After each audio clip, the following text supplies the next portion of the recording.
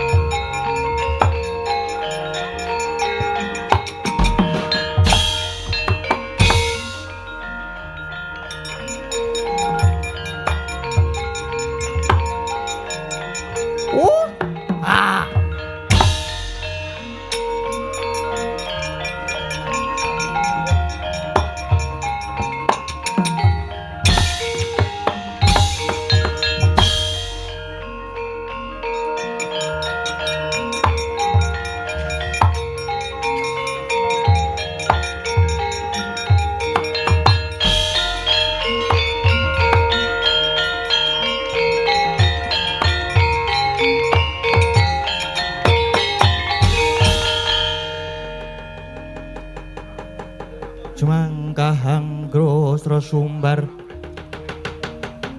Gatar water lindu bumi kunjing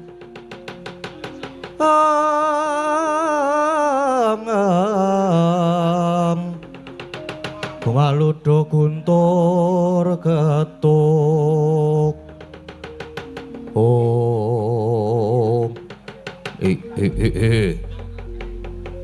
ngatos sumengklung nanggen kula nenggo rawuh paduka Kanjeng Deoji lajeng cumadung dawuh sinuwun nadyan kula inggih cumadung dawuh sinuwun kula inggih cumadung dawuh sinuwun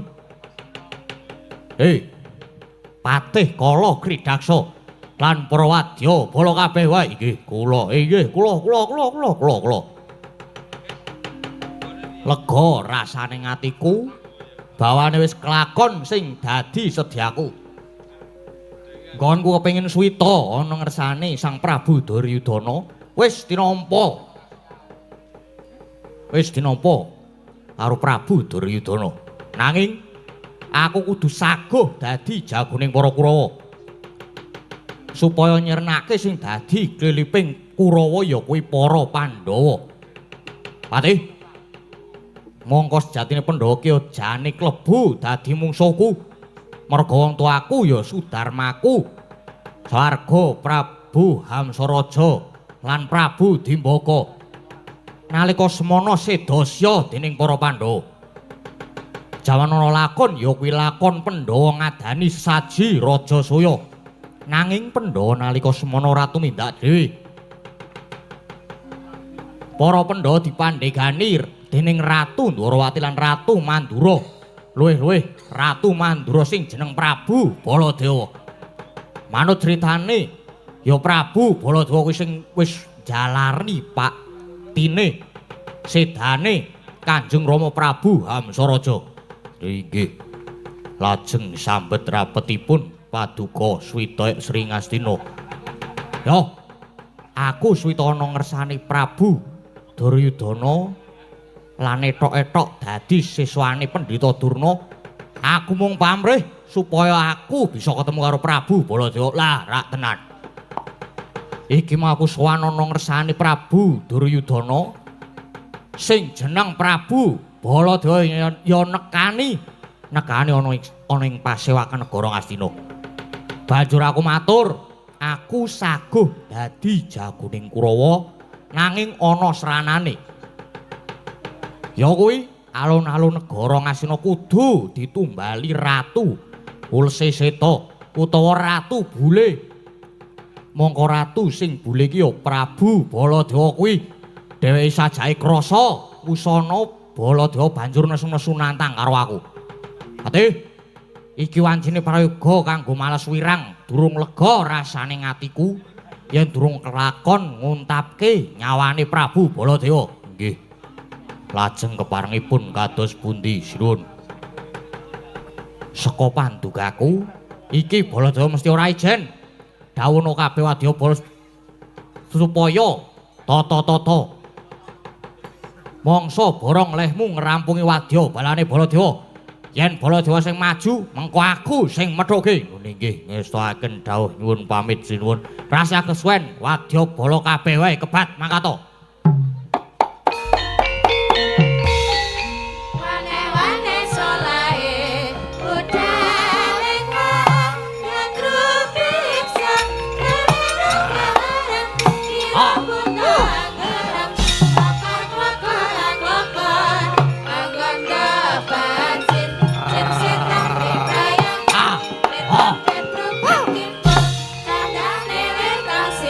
Manap dola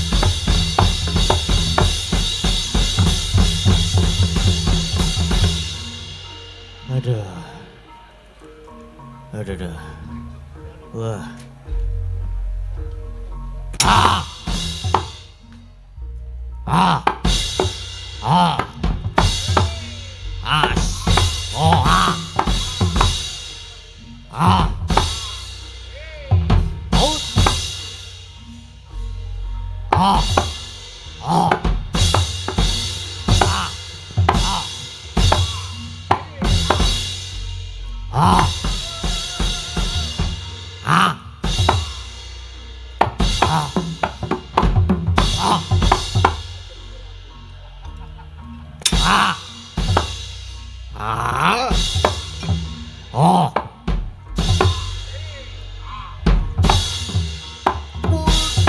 Waduh. Ah. Oh. Ah, yes.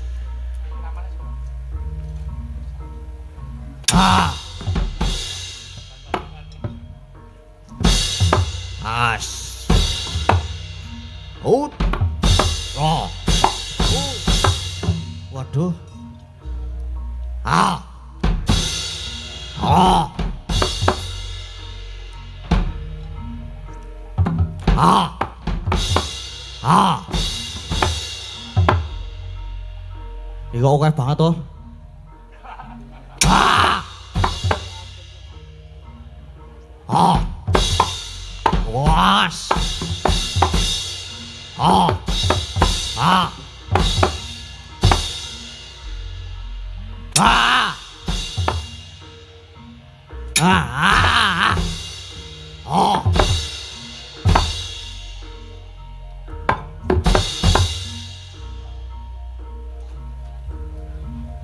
Ah.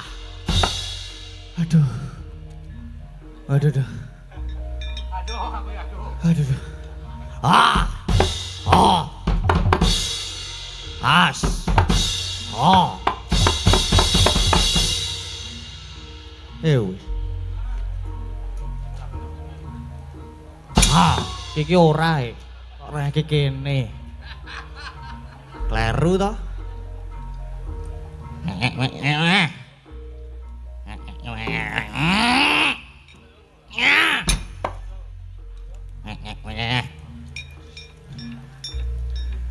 Awas.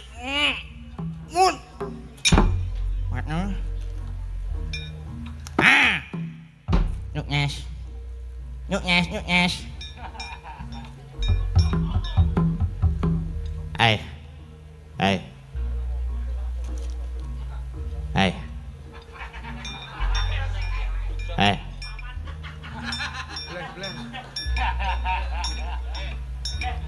Ê. Ê. Ê. Madang urung Degading. Degading madang urung Degading. Eh.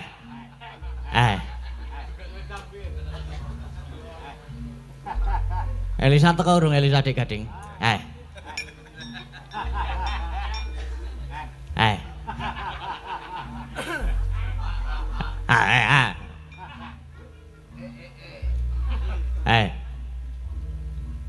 Seneng aku.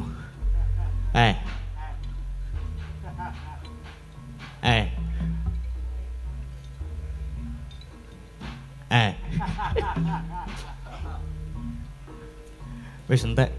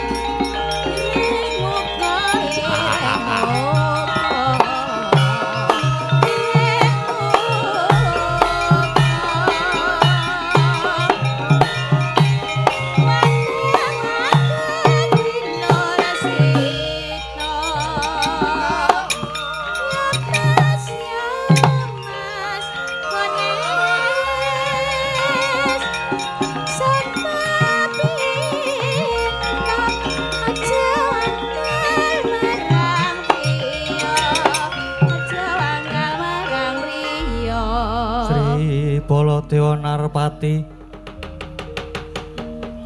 Denareswara Kresna kalah langkung tresnane romring diah banon cinawi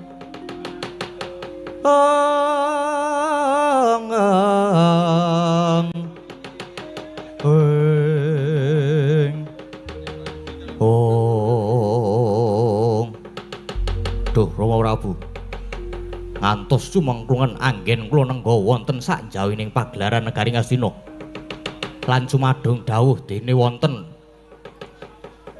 mboten kados padatan menika Rama Prabu rawuh wonten negari Ngastina kepareng nganti dhateng ingkang putra pun Wisata cumadung dawuh Rama Prabu weh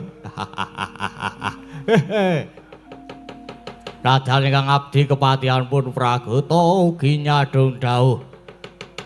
Adat ingkang sampun Gusti kula sinuwun Mandura menika menawi rawuh wonten negari Ngastina namung piyambakan. Kok niki nganti dhateng ingkang putra Raden Wisata. Kok ya tumben. Wah, jagat dewa Bathara Wisata Pragata. Nggih, wonten dawuh Rama nggih, wonten dawuh Kanjeng. Mulane panjenengan ingsun nganti putrane ingsun Wisata lan kowe Pragata. Aku sing krasa yen iki bakal ana parigawe merga nyatane aku kepengkok kahanan lakon sing elo-eloki. Nggih. Kok kadosipun bingung penggalipun sinuwun. Yo, merga nyatane aku ditanting yen besok tumapake perang Baratayuda Baladewa ki bakal melu ngendi? Melu ndombani Kurawa apa ngronjongi Pandhawa? Wah, inggih ning kula pitados. Paduka sinuwun menika Nalendra ingkang ugemi berbudi bawaleksana, yen iya ya iya, yen ora ya iya. Ya ora. Panjenengan mesti badhe madeg ing tengah-tengah. Madeg ing tengahing bebener mboten mbelani sinten-sinten leres napa mboten sinuwun bener kaya mangkono kuwi Baladewa tetep madeg ing tengahing adil nanging iki mau ana dadang layani jujul anusuli merga ana tekaning Ratu Sabrang kang bakal ngajab sirnaning Baladewa ngakune Prabu Surya Gupala ngaku yen kuwi turase Prabu Hamsaraja sing nalika semana ndak pateni jaman lakon Pandhawa ngadani Sajirajasaya. Wah, lha niku tedhak turuning, tedhak turasing mungsuh. Mesti ajeng wales wirang. Bener mangkono. Mula kang saka kuwi, Sata. Mulane aku nganti kowe cah bagus. Wong tuamu ya Sudarmama arep diajab patine. Kudune kowe tanggap wis Sata. Nggih. Menawi ingkang nami Prabu Surya Gupala menika badhe ngajab bilai. Badhe males dhateng pejahipun tiyang sepuhipun sampun ngantos Kanjeng Rama ingkang badhe tumandang karya. Cekap ingkang putra pun Wisata Prabu Hamsa sirna saking Rama Prabu. Upami turasipun boten trima anak mengsah kalian anak. Bagus. Sing tak karepke ya ngono kuwi, bagus. Tegese kowe wis tanggaping sasmita dadi anak Baladewa aja meringkus. Lan aja ngegungke dupeh Wisata ki anak ratu. Aja mung ngegungke dupeh dadi anake wong kondang. Aja dadi bocah sing ugungan munggah umpaan. Aja mung sumendhe marang wong tuwa, nanging kudu iso tangkar tumangkar, ngulir budi, ngasah kadewasan. Kudu iso mikul dhuwur mendem jero marang wong tuwa. Lan Wisata ingsun kekudang bisa taruna ngungkuli bapa. Tur maneh pun Rama pengin prisa anak Baladewa yen tumandang perang kepiye? Inggih, jer menika rinten dalu dawuh paduka ingkang kula tenggo Rama. Rasanuku dawuh kebat mangkata nanging sing praitna ati-ati.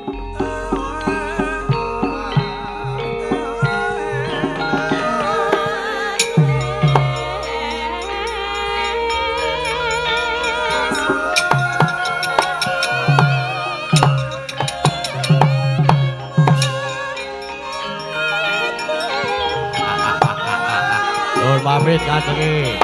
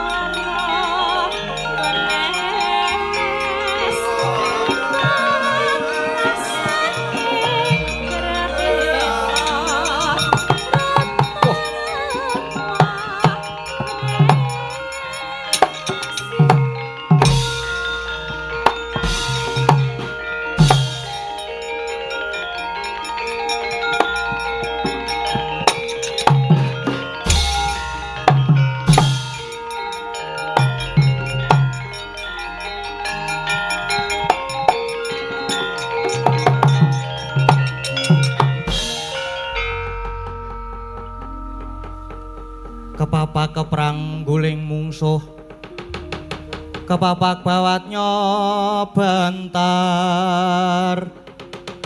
papakane ngaloga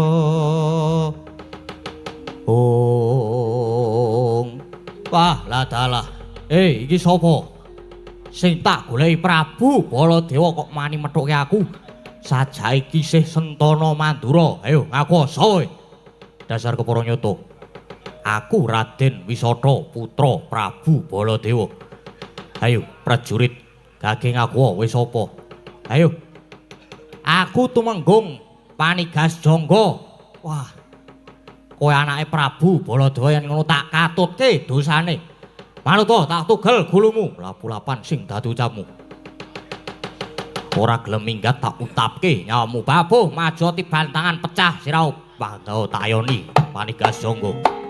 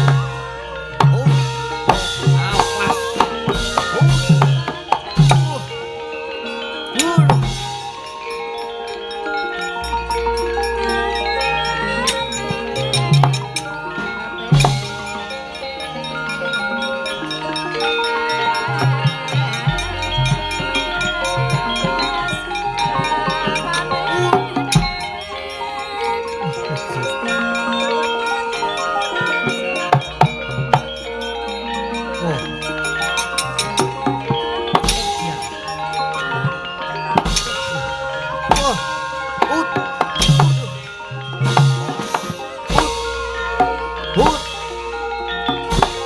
Hut. Jayendra.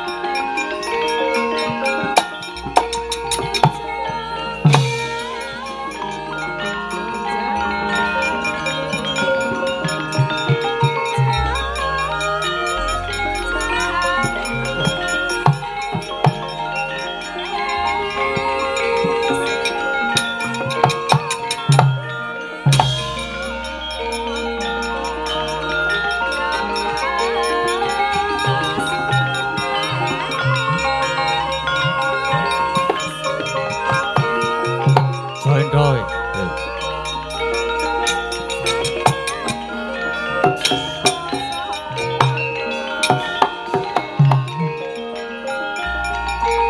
Soindro.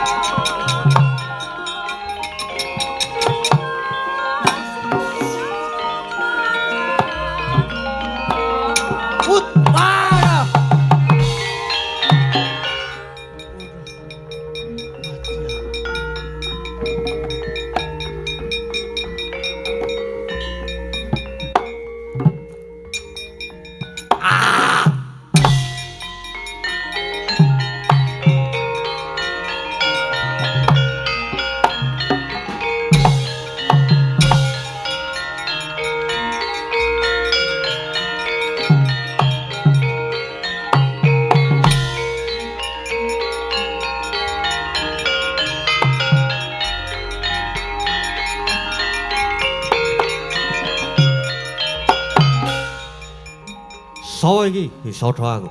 Wah, wisata. Yo, bali takon kowe sapa? Aku Tumenggung, Menak Jaliseta. Ayo, Ndi Prabu Baladra? Nyo Tamparana. Waduh, Edian. Hup.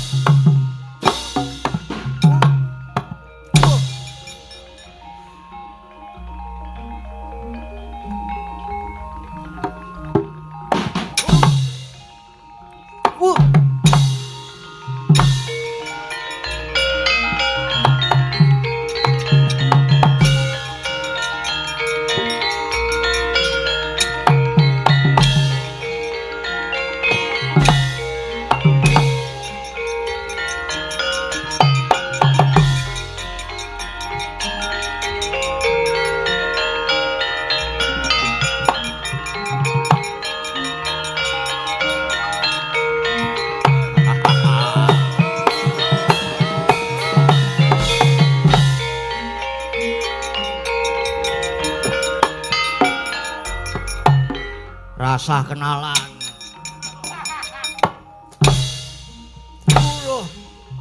Awas nih.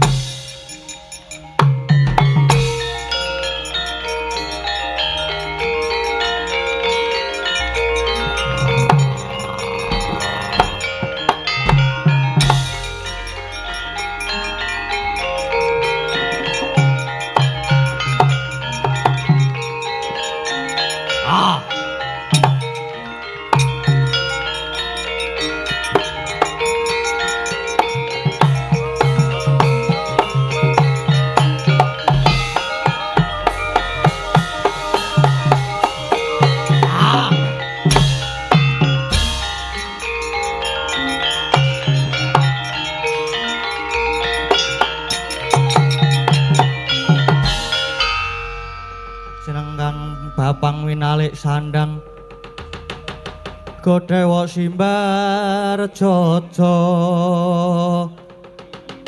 Wang Malang Sudang Nyogangsir Hong waladalah Harjoko Blai Iblis lanat podo jek-jekan Iki sapa iki? Wah, aku Patih Mandura Patih Praguta, kowe sapa? Aku ya Patih, iki Patih Kala Kridaksa. Ayo padha-padha le Patih. Kowe saiki mungsuh aku, Wah, maju rene, maju nek jaluk tak dugangi. Wah, tak gegulung rimah-rimah we.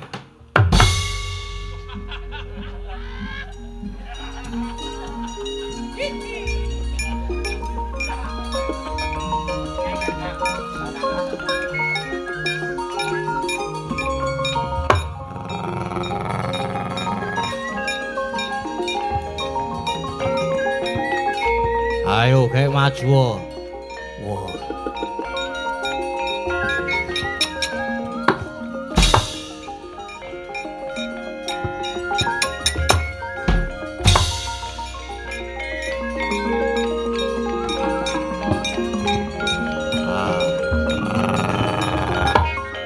Ah. Oh.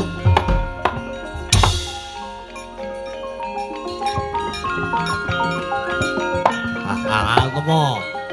Hus. Wah. Bejo ora kena iki.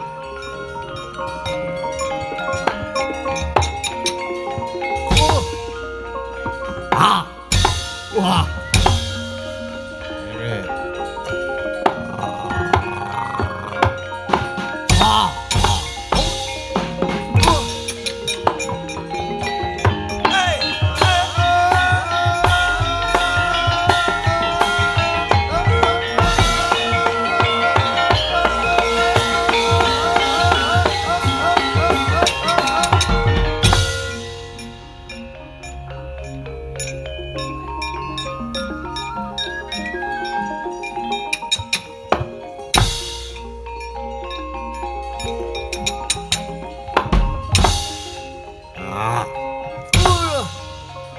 Ayo kowe kena. Sapa to ile? Ayo. Terus. Ya ceglok iki. Aduh, ya tarik yo. Os.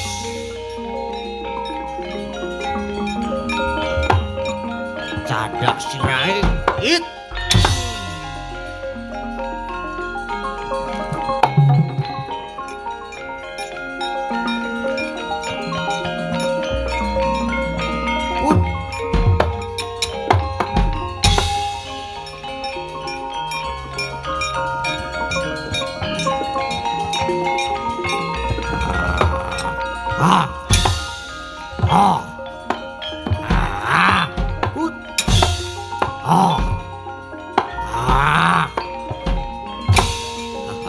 Jonten.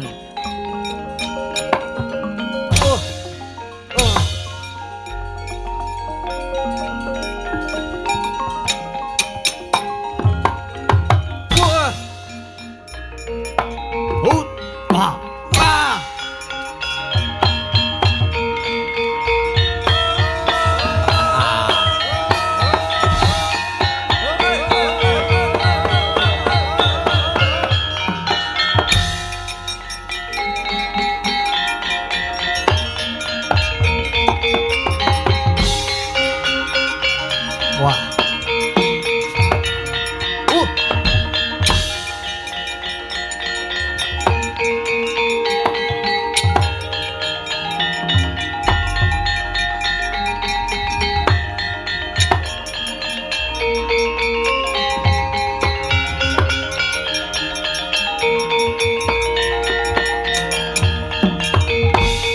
Wah.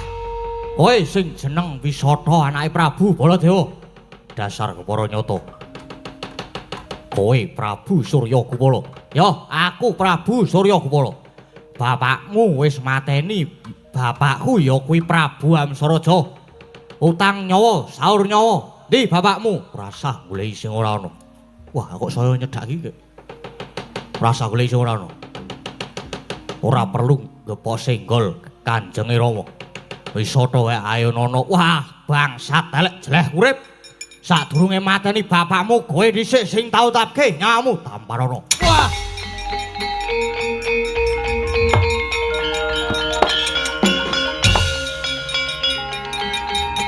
Wah, siap.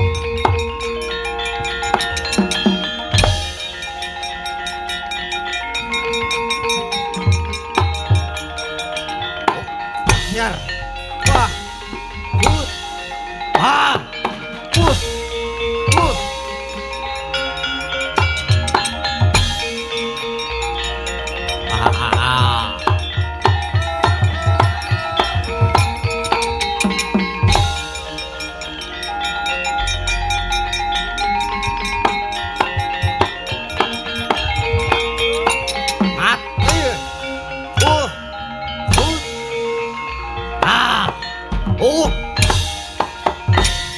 Ah.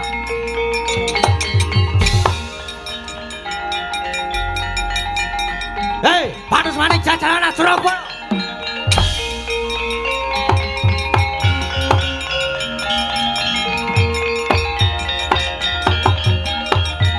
Panus Manik jajaran Bane Iblis ayo Surabaya.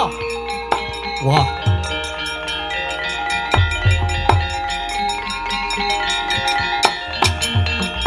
Saking jagat gelag-gelag bumi Panus Manik jajalanat. Weh, Surya Kupala, ayo. Sing jalanake Prabu Amsaraja layak to layak. Cakrike padha gerangane. Indah-indah ratu buta. Perang yen kepepet terus nyot. Ayo, gage iki cokoten. Cokoten. Ayo cokot. Cokoten Prabu Baladewa. Pancen aku sing mateni bapakmu Hamsa.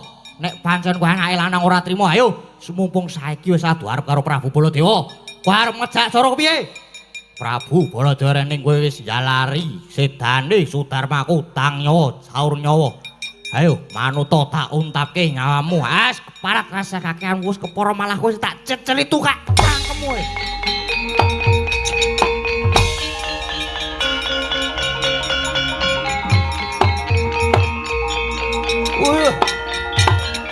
Wah, Panus Manik jajaran balap. Wis ora tak tangan Surya Kupala ora tak tangan iblis kowe. Wah!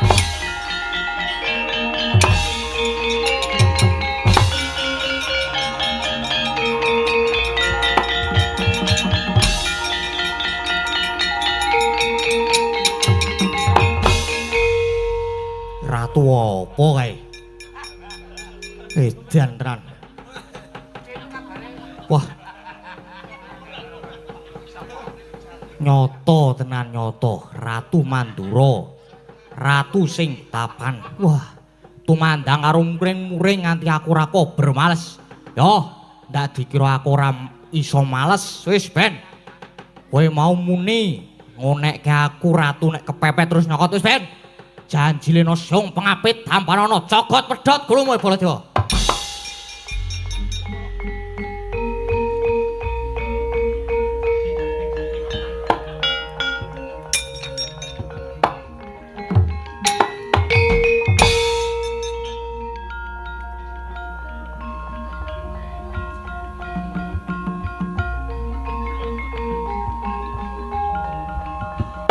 Antemo. Ayo kakek ngantemo Prabu Baladewa. Wah, iya. Sabar, Mas.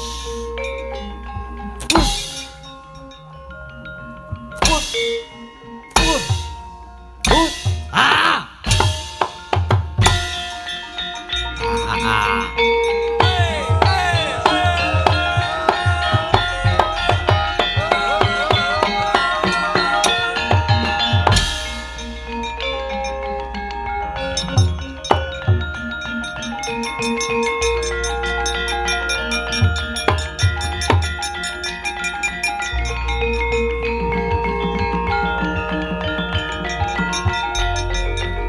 Edan Panus Manik jajaran kaning Bane Iblis lat. Wah.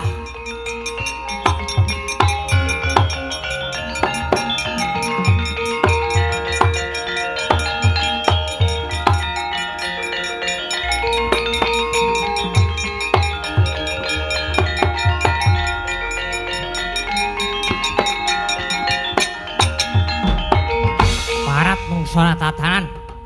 Endah ta kowe ratu, buta ratuning buta kowe ratu. Neng nek kepepet nyokot kowe. Ayo maju meneh. Maju meneh gelem tak tibani Kyai Nenggala kowe.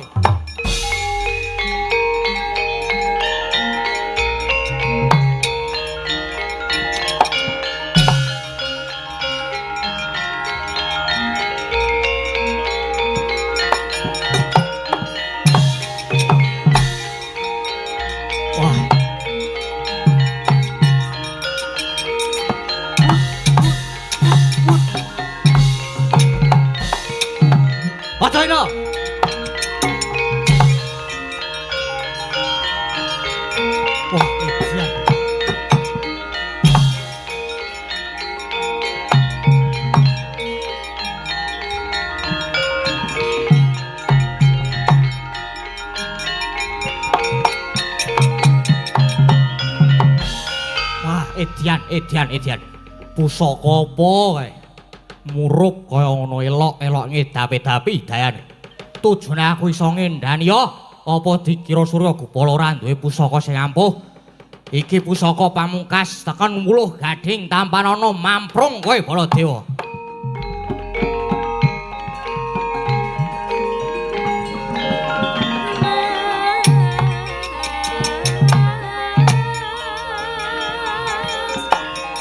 Ampanono.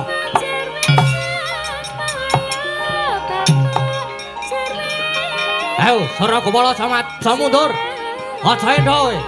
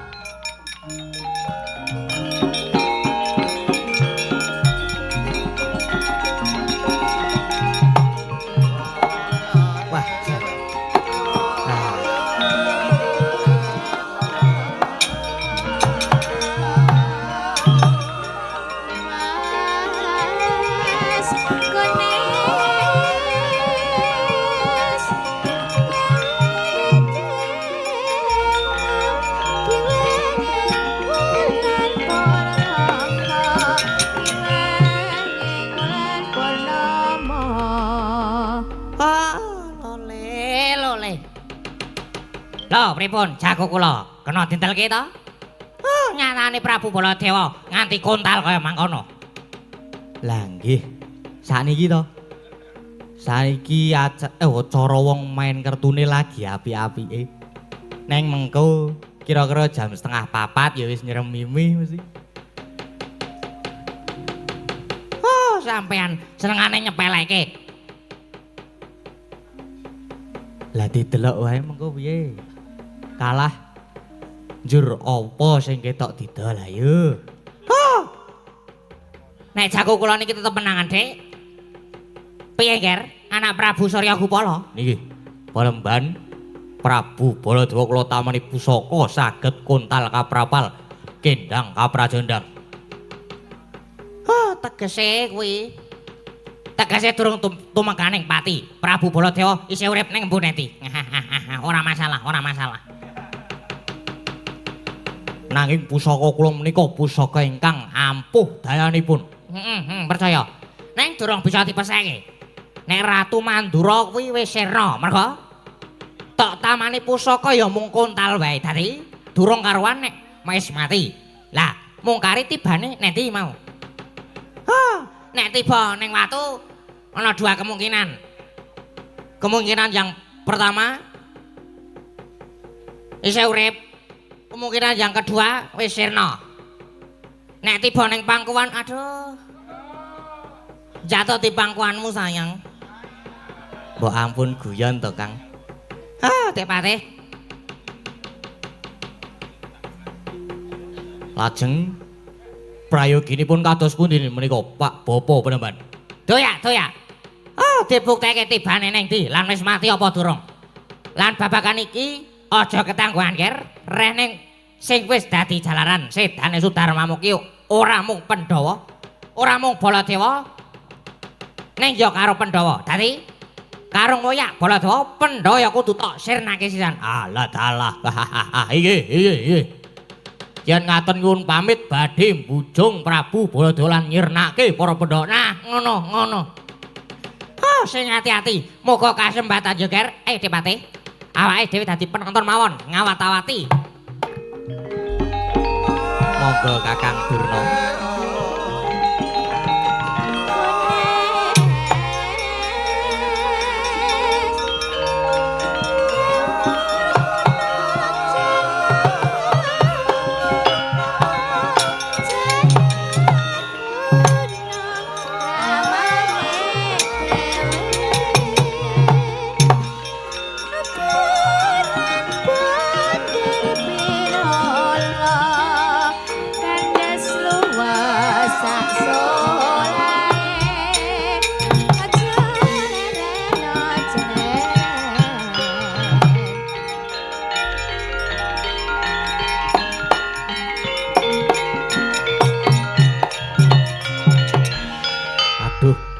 kados pundi Siwa Pragoto?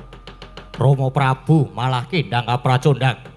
Wah, aduh, wah pripun niki, Ger? Prayogi dipun tututi mugi-mugi rahayu Kang Rama, Ger. Nggih.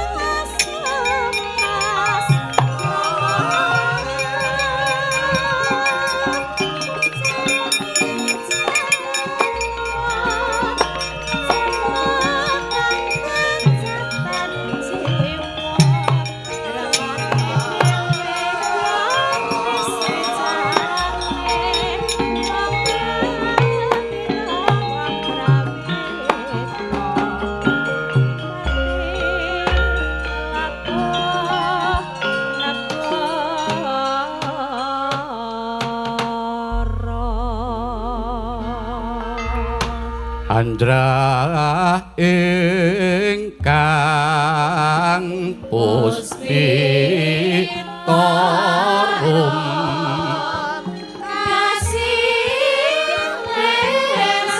kasiliring samirana mrek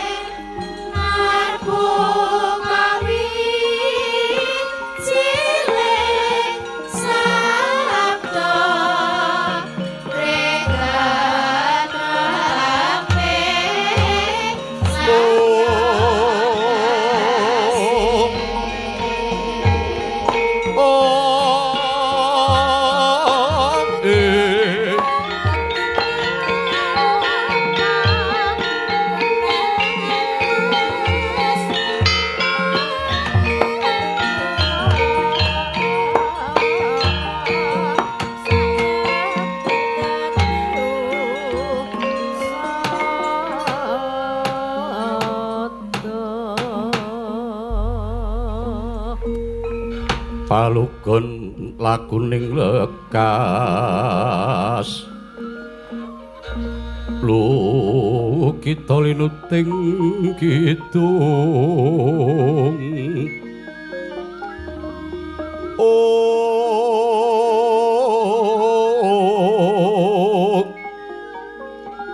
kadung kadereng hamomong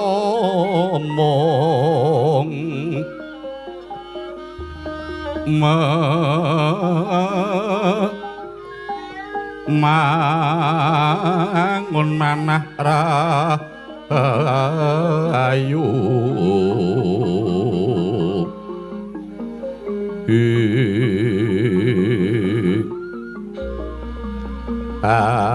ayo hono tanah golong gumolong manadukara karna nira hangapus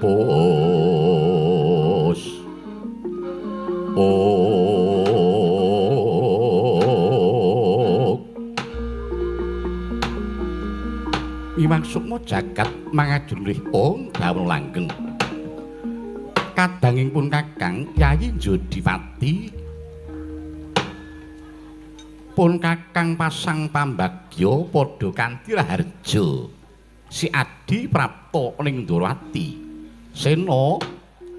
Wah, Criteng Kresna kakangku ya antuk pangestumu slamet tekaku ning Ndorowati.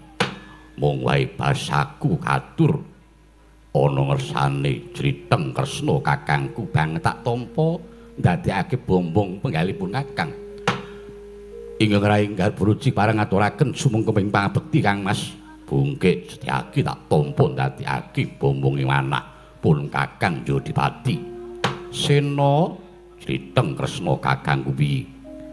Katon esmu semengko pengawak Bajra Gita Hanem Gati.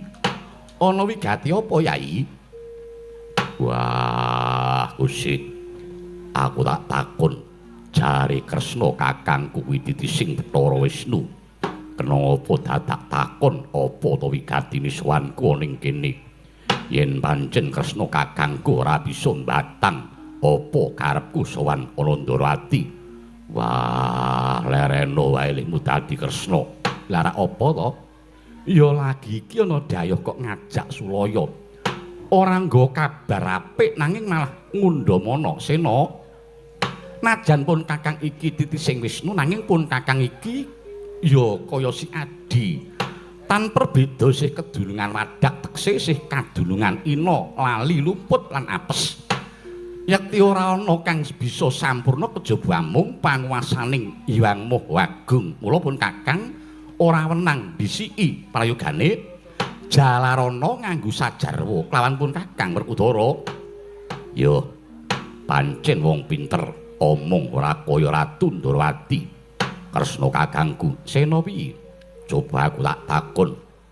Kewajibanmu ning Mercapada kuwi dadi apa? Pun kakang minangka dadi pamonge para Pandhawa. Gambarane Kresna karo Pandhawa kuwi apa? Kaya dene kreta sak jarane, kreta jaran sak kusire. Kretane sapa? Jarane sapa? Kreta jarane Pandhawa, kusire. Kusire pun kakang. Yo, yen pancen Kresna kakangku ngakoni dadi kusiring Pandhawa lan jagat nekseni yen to Kresna kuwi kadange enom Prabu Baladewa. Lho kusik. Kok ngembet Koko Prabu Baladewa banjur? Yo, merga sing tak takokke iki pagepokan karo jangka jangkaning dewa kodrating jagat. Yen besok kuwi bakal ana perang gedhe Baratayuda Jaya Binangun. Upama bener perang bakal dumadi, kira-kira Baladewa kakangku bakal melu ngendi? Ndumbani Pandhawa apa bakal mbelani Kurawa? Wah, aku takon kaya ngene iki sing tak nggo dasar. Ranin Baladewa kakangku kae kabeh disrawungi, Kurawa diceraki, Pandhawa ya dicaketi. Najan aku ngerti karepe Baladewa kakangku mbok menawa krana kabeh sedulur, nanging besok bakal melu ngendi? Yen pancen Kresna kakangku ngaku dadi kusiring Pandhawa, najan Baladewa kuwi kadange sepuh Kresna kakangku. Pitakonku iki mau piye? Criteng Kresna kakangku. Werkudara piye? Kresna kakangku piye? Dadi gledhek petele sira Yayi ngundhamana lan nguyak rembug marang pun kakang. Yayi, nguyak rembug piye? Gampange pun kakang supaya nanting marang Koko Prabu Baladewa. Ya ngono to. Antarane mengkono kuwi mau. Lah iya to Sena. Yen tumrapun kakang bab Koko Prabu Baladewa nggone tansah cecaketan marang Kurawa lan Pandhawa uga disrawungi, iku ora dadi ngopo lan prayoga wae. Krana ingkang jenenge srawung lan mitran kuwi ora bedak-bedake. Apa maneh kabeh tinemune sedulur utawa kadang. Nanging tetep kudu eling waspada lan kudu bisa milah-milahake endi sing ala lan endi sing becik. Yo, nanging upama ditraju saka pangrasaku Baladewa kakangku durung tau labet karo Pandhawa. Kepara malah Pandhawa sing wis kulina nglabuhi karo Baladewa kakangku. Kosok baline Kurawa durung tau nglabuhi Baladewa. Nanging kena ngapa upama ditimbang ngono Baladewa srawungi malah akeh karo Kurawa tinimbang karo Pandhawa. Malah luwih akeh melu Kurawa. Lah yen ngrembug bab labuhan upama si Adi wis tau nglabuhi karo sapa wae kok banjur tok ucapake iku si Adi tekse nggone labuh labet utawa tetulung durung ikhlas. Mongko ana saweneng piwulang nyebutake lamun sira dedana weweh tetulung iku bebasane tok ulungake tangan tengen nanging tanganmu kiwa aja nganti weruh. Lan yen tembungmu kaya ngono kuwi tegese si Adi ngundhamana lan durung lila, durung ikhlas nggone tetulung utawa nglabuhi. Ora prayoga Yayi. Wah, ya wis. Banjur babakan Bratayuda Baladewa kakangku bakale melu ngendi? Sena. Yen babakan perang Bratayuda besok Koko Prabu Baladewa bakale nglabuhi sapa pun kakang ya ora bisa paring dawuh pengendikan krana mesine iku wewenange pribadi Koko Prabu. Apa meneh perang Bratayuda iku dudu perang ampyak awur-awur nanging iku perang suci sing nganggo tatanan. Nanging percaya marang pun kakang Yayi.